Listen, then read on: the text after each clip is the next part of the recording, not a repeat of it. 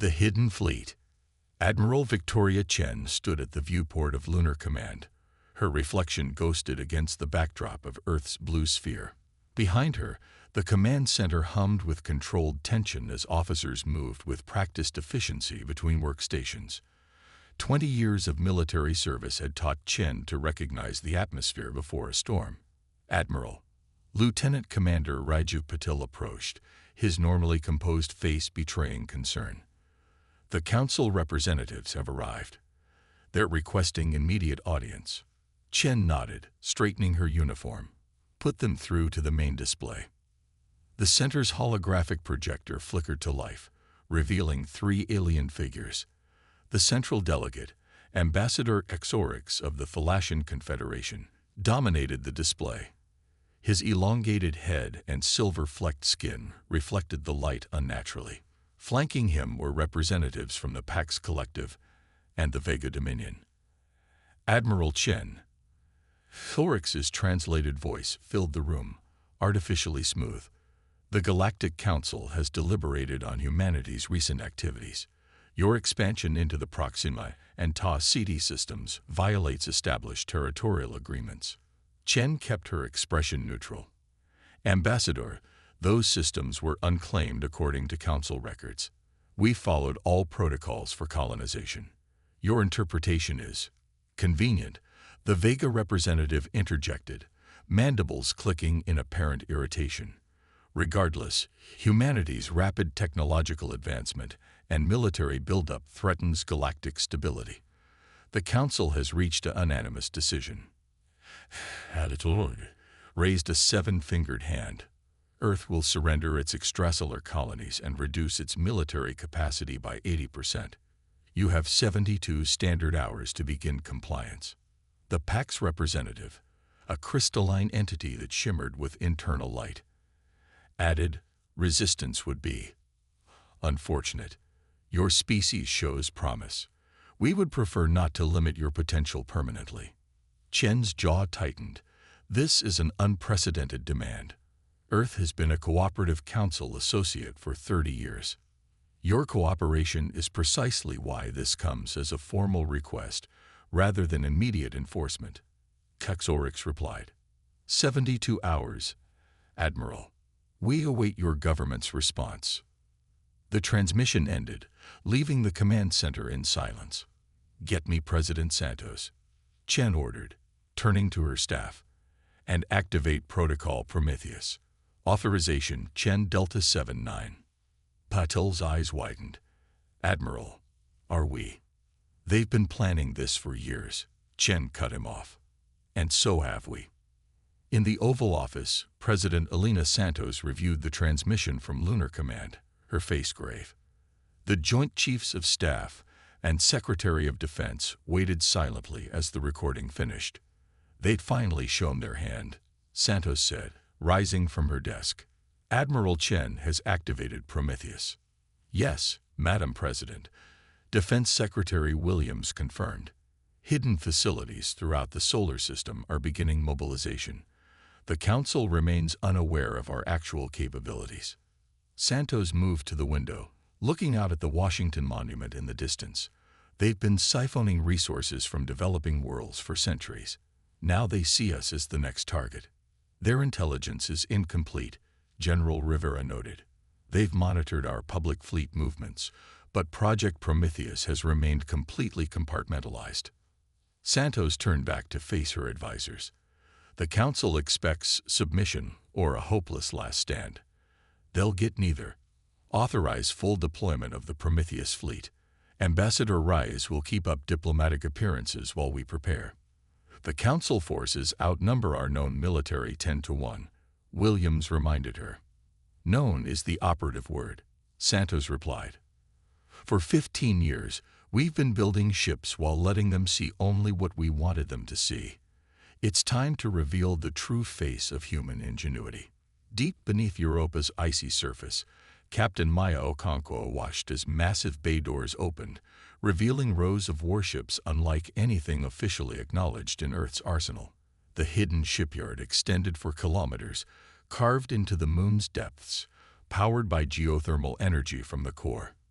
Status report, she demanded, entering the control center. Commander David Chen looked up from his station. All vessels at 96% readiness. Quantum drives are calibrated and weapons systems are online. We're awaiting final deployment orders. Okonkwo nodded, studying the tactical display. Similar facilities existed throughout the solar system, beneath Mars' polar caps, inside hollowed-out asteroids, hidden in Saturn's rings. For 15 years, humanity had prepared for this moment while presenting a carefully crafted facade to Council observers. The Council's advance fleet has entered the system, Chen reported. Standard formation, approaching Jupiter's orbit, 12 capital ships with fighter support. They're expecting to encounter our conventional forces near Earth, Okonkwo noted. They have no idea what's waiting for them. Her console chimed with an incoming communication. President Santos appeared on screen, her expression resolute. Captain Okonkwo, the time has come. Operation Thunderstrike is authorized. The Council has made their position clear. They expect submission or destruction. Show them the error in their calculation. Understood, Madam President.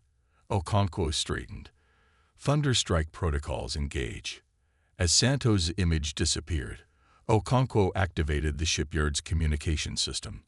All personnel to battle stations. This is not a drill. Repeat, this is not a drill. Throughout the massive facility, crews rushed to their assigned vessels. Engineers completed final checks on advanced propulsion systems and weapons arrays that incorporated technologies the Council believed humans were decades from developing. The Council ships maintain their approach vector, Chen reported.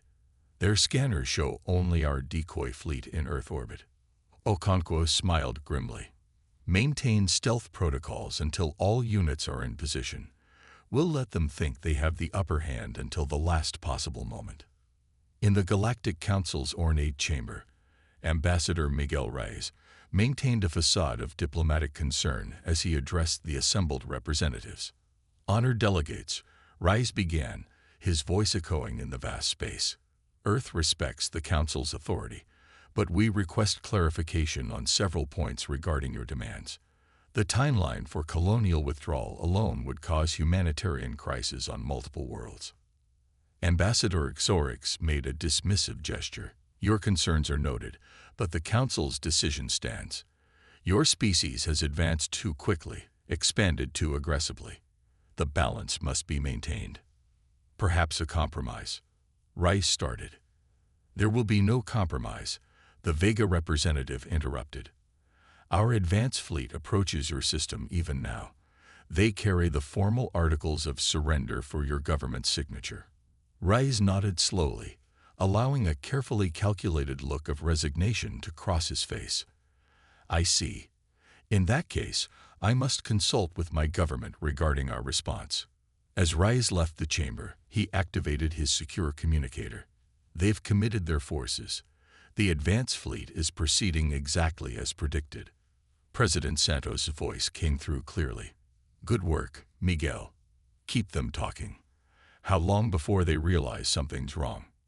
Hours at most, once their fleet fails to report back on schedule. By then, it will be too late. Admiral Chen stood on the bridge of the TSS Nova, the largest warship ever built by human hands. Hidden in the shadow of Mars' moon Phobos, the massive vessel and its battle group waited as the Council's advance fleet moved into position. They're maintaining formation, approaching Mars orbital space. Tactical Officer Lieutenant Kim reported. No indication they've detected us. All ships maintain stealth protocols, Chen ordered. Let them commit fully to their approach. The Council vessels moved with the confidence of predators who expected no resistance.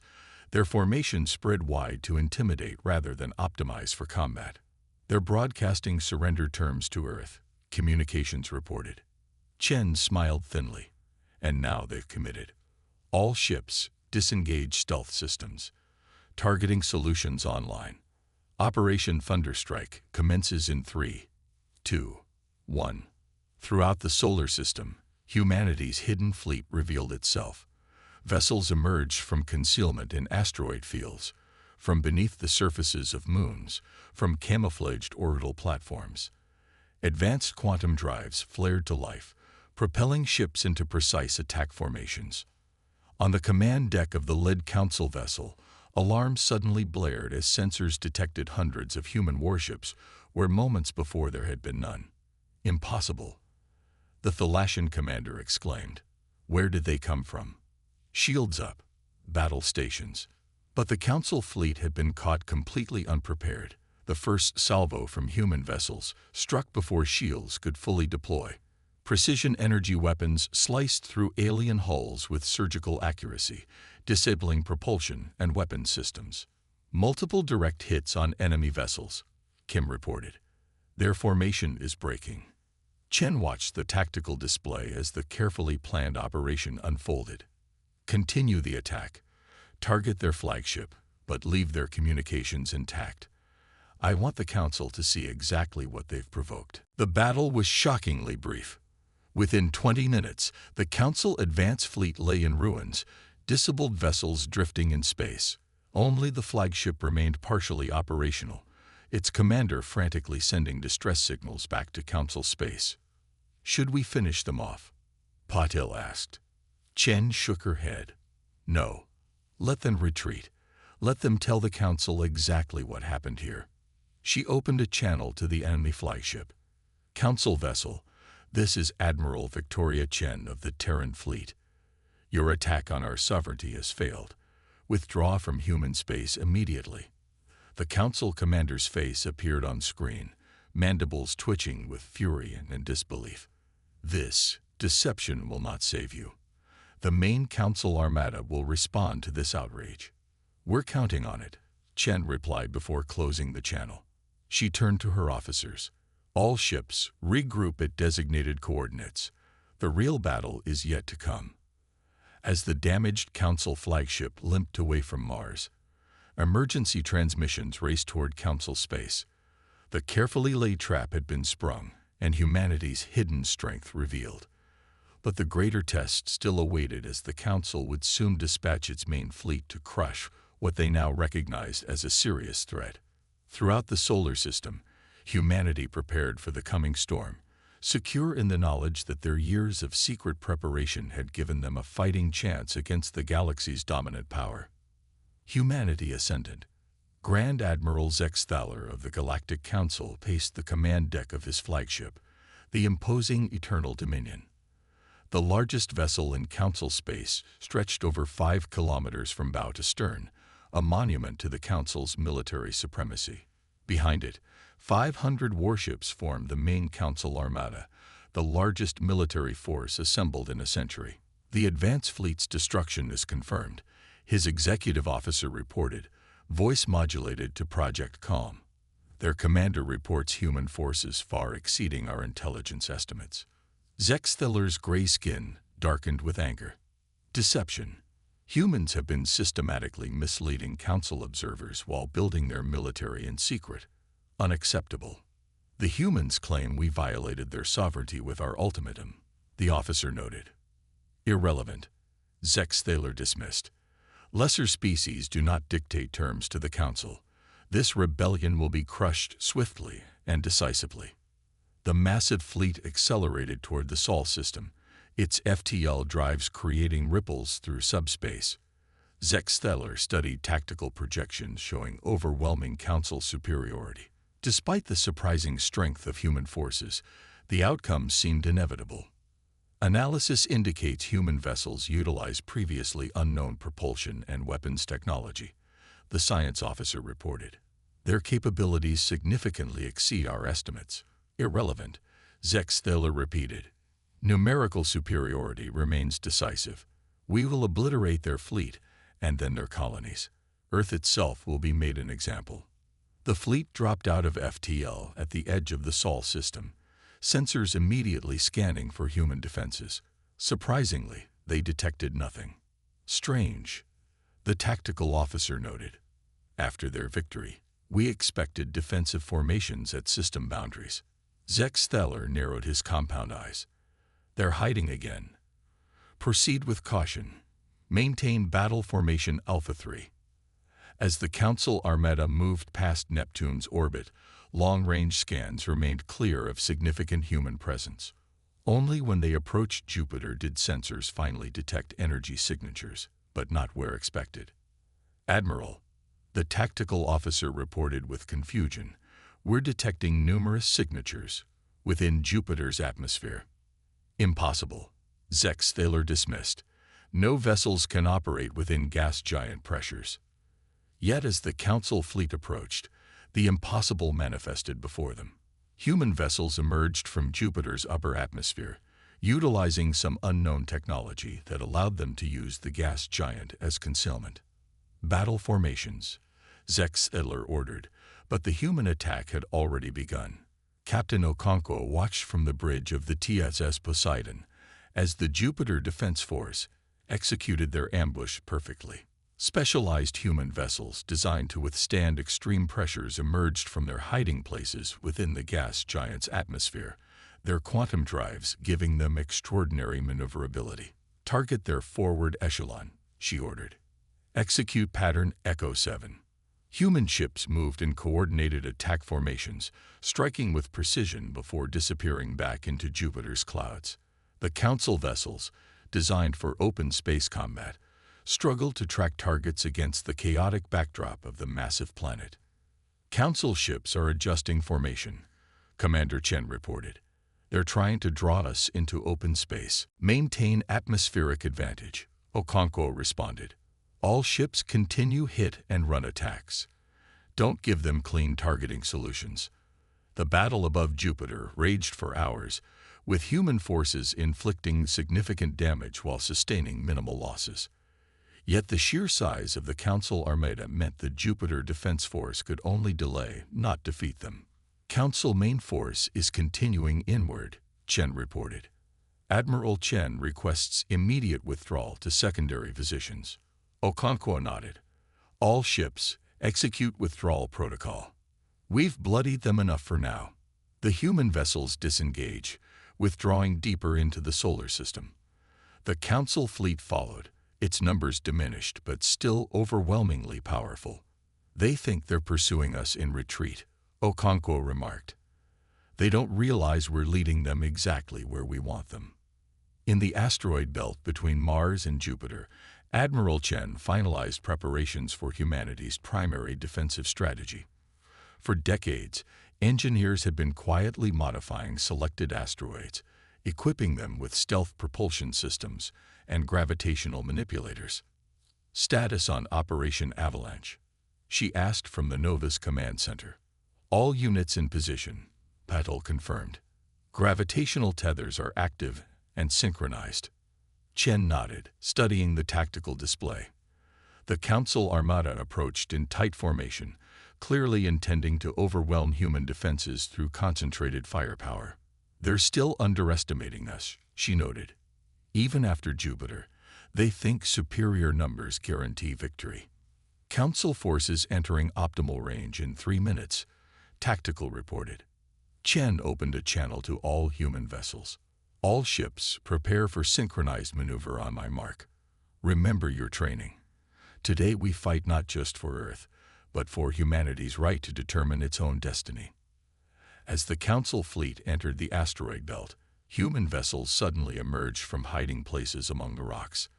But rather than engaging directly, they activated the hidden systems embedded throughout the belt. "Operation Avalanche commencing," Chen ordered. "All gravitational manipulators to full power."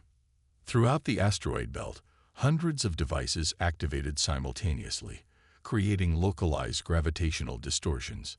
The carefully prepared trap sprung as asteroid trajectories suddenly altered, thousands of rocks accelerating toward the Council fleet from multiple vectors. "Council vessels attempting evasive maneuvers," Kim reported.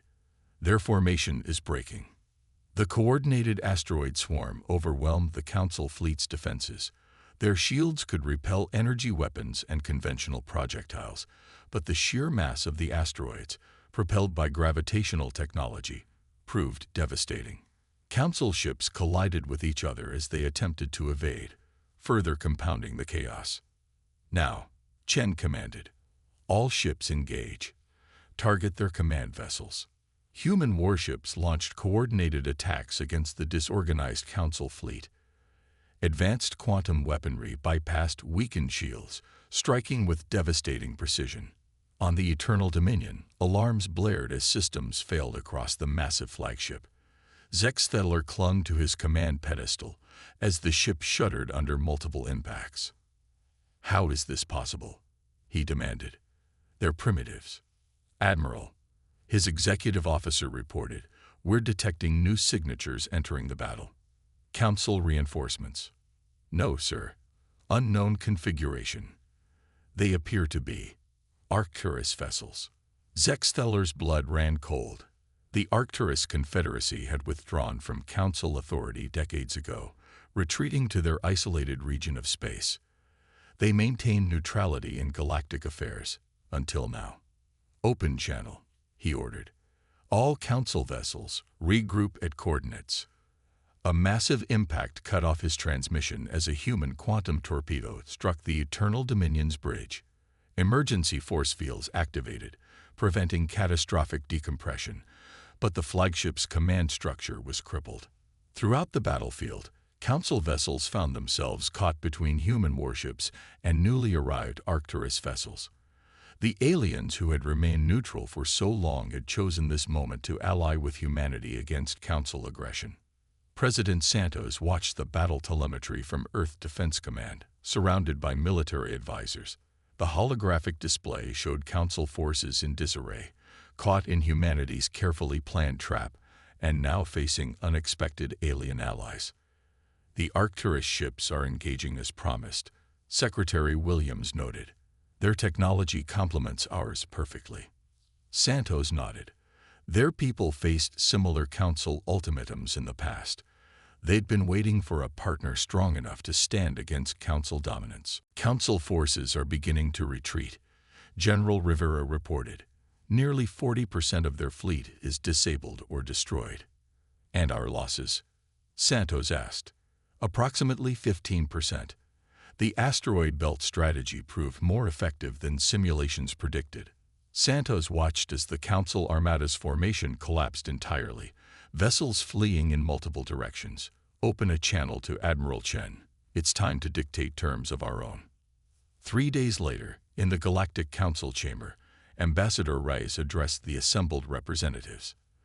The mood was subdued, the Council's military defeat sending shockwaves throughout galactic politics. "Humanity did not seek this conflict," Rice stated firmly. "We defended ourselves against unprovoked aggression, but we do not seek retribution or dominance." Murmurs spread through the chamber as delegates from dozens of species conferred urgently. The Council's military supremacy, unchallenged for centuries, had been broken in a single decisive battle. "Earth proposes a new framework for galactic relations," Rice continued. "One based on mutual respect and self-determination, rather than hierarchy and dominance." The Arcturus Confederacy has already signed this proposed charter, as have representatives from 7 independent systems. Ambassador Xorix rose slowly, his usual confidence shattered. "The Council has maintained peace for millennia. Your actions threaten galactic stability." "Peace enforced through fear is merely delayed conflict," Rice countered. "True stability comes from cooperation between equals. Humanity extends its hand in partnership, not submission." As Rice presented the proposed charter, delegates from smaller species studied it with increasing interest. For centuries, they had accepted Council authority as inevitable. Now, an alternative had emerged. "We stand at a crossroads," Rice concluded.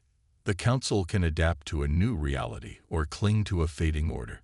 But know this, humanity will never again allow threats against our sovereignty to go unanswered." Admiral Chen stood on the observation deck of Lunar Command, watching Earth rotate slowly below.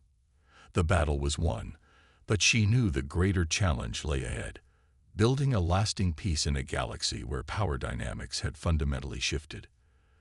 "The Council representatives have agreed to preliminary negotiations," Paddle reported, joining her at the viewport. "Their military leadership has been replaced following the defeat." Chen nodded. They underestimated us at every turn. A common mistake throughout human history. Assuming technological advantage guarantees victory, forgetting that innovation often emerges from necessity. Do you think they'll accept the new charter? Eventually. The smaller council species are already signaling support. They've lived under Thalassian dominance for too long. Chen turned from the viewport to face the command center where officers coordinated the deployment of human vessels throughout the solar system. For 15 years, they had prepared in secret, building not just a fleet but a future where humanity would determine its own destiny among the stars.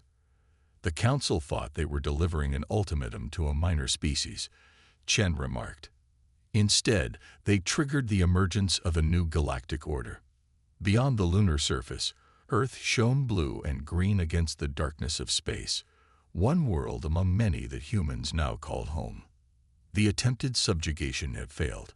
Humanity had proven itself not just worthy of galactic citizenship, but capable of reshaping the very structures of interstellar politics. The age of council dominance was ending. A new era of cooperation between equals was beginning, forged in the crucible of conflict, but promising a more balanced future for all spacefaring species. As reports came in of more independent systems signing the charter, Chen allowed herself a moment of pride. Humanity had faced its greatest challenge and emerged stronger, not just surviving but transforming the galaxy in the process. The stars themselves seemed brighter somehow, beckoning with new possibilities in a universe where humanity had finally claimed its rightful place.